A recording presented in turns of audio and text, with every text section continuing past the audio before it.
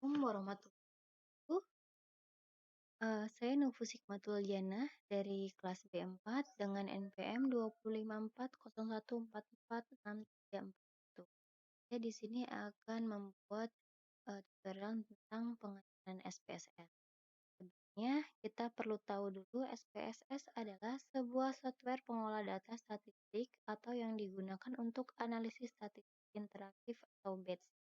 SPSS merupakan kepanjangan dari Statistical Package for the Social Sciences. SPSS ini memiliki tampilan yang user-friendly dengan cara penggunaan yang mudah. SPSS bisa digunakan untuk pengolahan dan menganalisis data yang memiliki kemampuan analisis statistik serta sistem manajemen data dengan lingkungan grafis. Nah, jika kita buka tampilan SPSS, maka kita akan ada dua halaman, yaitu untitled dan output. Untuk untitled ini adalah untuk mengolah data dan output ini adalah hasil dari pengolahan data. Kita kembali ke untitled ini. Di sini ada dua halaman juga, ada data view dan data variabel.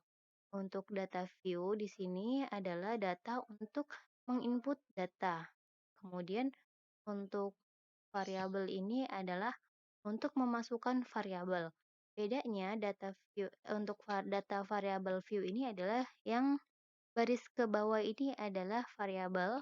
Untuk data view yang baris ke bawah ini adalah jumlah responden. Nah, di halaman SPSS ini baris ini adalah yang dinamakan dengan toolbar. Di sini toolbar di sini adalah kumpulan perintah yang sering digunakan dalam bentuk gambar. Kemudian ada yang di bawahnya adalah menu bar. Untuk toolbar ini terdiri dari beberapa menu. Yang pertama adalah menu file. Menu file ini untuk operasi file dokumen SPSS yang telah dibuat, baik untuk perbaikan pencetakan dan sebagainya. Di sini ada beberapa menu. Kemudian di menu edit ini untuk melakukan pengeditan pada operasional SPSS baik data serta pengaturan atau option untuk konfigurasi SPSS secara keseluruhan. Kemudian ada data view. Data view di sini untuk pengaturan tampilan di layar kerja SPSS serta pengetahuan proses-proses yang sedang terjadi pada operasional SPSS. Ini ada status bar, toolbar, dan lain sebagainya. Kemudian untuk data, menu data digunakan untuk melakukan pemrosesan data. Jadi banyak ya menunya juga. Kemudian transforman ini digunakan untuk melakukan perubahan atau penambahan data. Di sini juga banyak menunya. Kemudian ada analyze. Analyze di sini digunakan untuk melakukan analisis data yang telah kita masukkan ke dalam komputer. Menu ini merupakan yang terpenting karena semua pemrosesan dan analisis data dilakukan dengan menggunakan menu ini. Ada correlation, comparison, dan regional. Kemudian grafik ini adalah untuk membuat grafik. Di sini ada grafik pie, ada line dan bar dan lain sebagainya. Kemudian untuk analysis ini menu yang digunakan untuk mengetahui informasi variabel dan informasi files dan lain-lainnya. Kemudian ada extension, ada Windows. Windows di sini digunakan untuk melakukan perpindahan dari satu file ke file yang lainnya. Kemudian ada menu help. Menu help di sini digunakan untuk membantu penggunaan dalam memahami perintah-perintah SPSS. Nah, sebagai contoh, misalkan kita akan memasukkan variabel, kita akan mengolah data, maka yang akan kita lakukan adalah kita masukkan variabel terlebih dahulu. Misalkan kita masukkan variabel nama, kemudian jenis kelamin. Di sini kita tidak bisa Untuk name ini tidak bisa menggunakan spasi, maka kita gunakan inisial. Sekalipun tidak menggunakan inisial, kita bisa menggunakan garis bawah untuk kata penghubungnya. Di sini ada berat badan balita. Nah, setelah itu, untuk data tipe ini ada dua macam ya, ada data numerik dan string. Untuk nama dan jenis kelamin ini adalah tidak memiliki nilai angka, maka hanya sebuah huruf jadi atau kalimat, maka kita akan ganti menggunakan string. Oke. Sama dengan jenis kelamin juga kita tuliskan string. Kemudian untuk balita, berat badan balita karena dia bentuknya angka, maka kita tetap numerik. Kemudian di sini ada weight. Weight di sini merupakan kolom untuk jumlah digit data yang akan dimasukkan.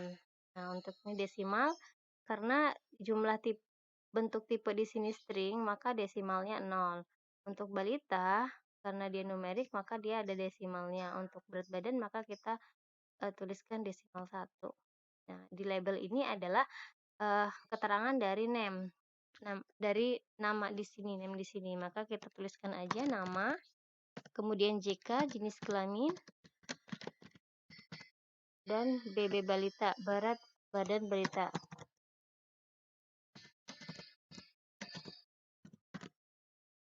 Kemudian di value ini untuk nama dia non, kemudian untuk jenis kelamin karena jenis kelamin ada 2, jadi kita tuliskan di sini 1 untuk laki-laki,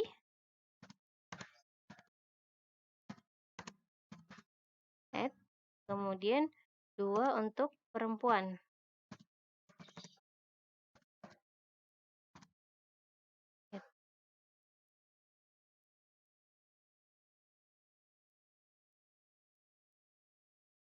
Nah, untuk berat badan balita tetap kita non.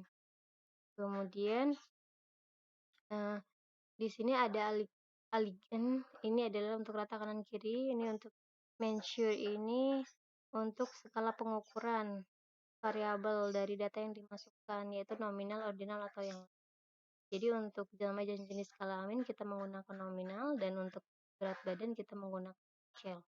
Setelah data variabel view ini sudah selesai, maka kita akan mengolah data di data view untuk menginputnya. Di sini misalkan kita isi Adi, Budi, Susi, dan Santi, Siska. Ini jumlah respondennya adalah 5. Kemudian di sini tuliskan jenis kelamin. Untuk Adi dan Budi adalah 1 karena dia jenis kelaminnya laki-laki. Untuk Susi dan Santi serta Siska adalah 2, jenis kelamin perempuan. Untuk berat badan kita bisa isikan sesuai berat badan yang pada responden 25,5, ini 30, ini 28,4,5, 25,6, dan ini 30.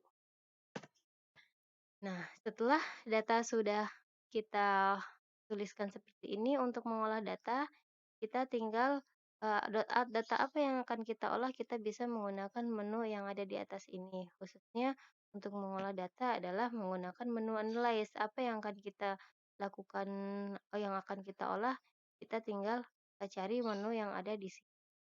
Kemudian setelah selesai, jika data sudah ada, maka akan muncul di bagian output ini. Tuh.